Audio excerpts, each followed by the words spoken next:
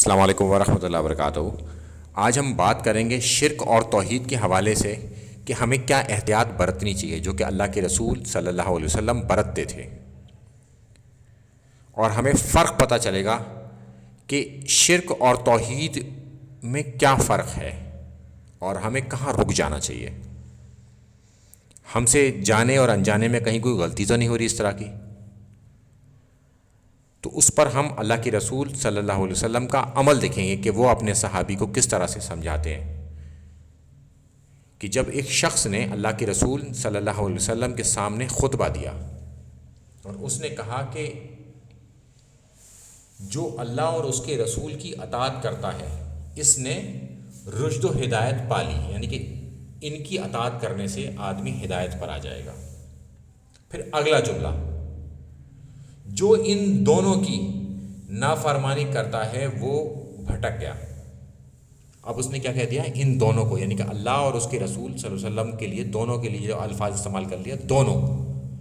اور اس سے پہلے استعمال کیا تھا اس نے اللہ اور اس کے رسول کو۔ اللہ کے رسول صلی اللہ علیہ وسلم کو یہ بات ناگوار گزری کہ اس نے دوبارہ جو بات کہی اس میں دونوں کہہ دیا، تو اللہ کے رسول صلی اللہ علیہ وسلم نے فرمایا تو کتنا برا خطیب ہے۔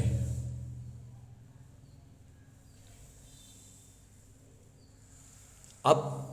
یہ ایک وہ ہدایت کر رہے ہیں کہ تو نے یہ کیوں کہا، جبکہ تجھے یہ کہنا چاہیے اس میں کہ اللہ کی اور اس کے رسول کی نافرمانی کرے تو گمراہ ہو جائے، یعنی کہ گمراہی والے لفظ جو ہیں وہ بھی اسی طرح سے ادا کرنا چاہیے تھے تمہیں جس طرح سے پہلے والے سینٹینس میں ادا کیے تھے، اللہ اور اس کا رسول، دونوں نہیں کہنا، بعد میں بھی یہی کہنا ہے اللہ اور اس کے رسول کی اطاعت نہ کرے تو وہ گمراہی میں ہے۔ یہ ہے امپورٹنٹ بات، ایک بال برابر فرق ہے، مگر ہم اس کی احتیاط نہیں کرتے۔ تو جب بھی کہیں دونوں نہ کہیں، اللہ اور اس کے رسول صلی اللہ علیہ وسلم کی اطاعت، یا جب بھی ہم بات کریں دونوں کو الگ الگ کر کے، یعنی کہ اللہ کے رسول صلی اللہ علیہ وسلم نے فرمایا کہ فرق کرنا ہے ہمیں۔ اور اس کے آگے سنن ابو داؤد کی حدیث ہے جس میں اضافی الفاظ موجود ہیں کہ اللہ کے رسول صلی اللہ علیہ وسلم نے اس صحابی سے کہا کہ کھڑا ہو جا، یا پھر راوی نے فرمایا اس کے علاوہ یہ الفاظ تھے چلا جا یہاں سے، اسے وہاں سے نکال دیا۔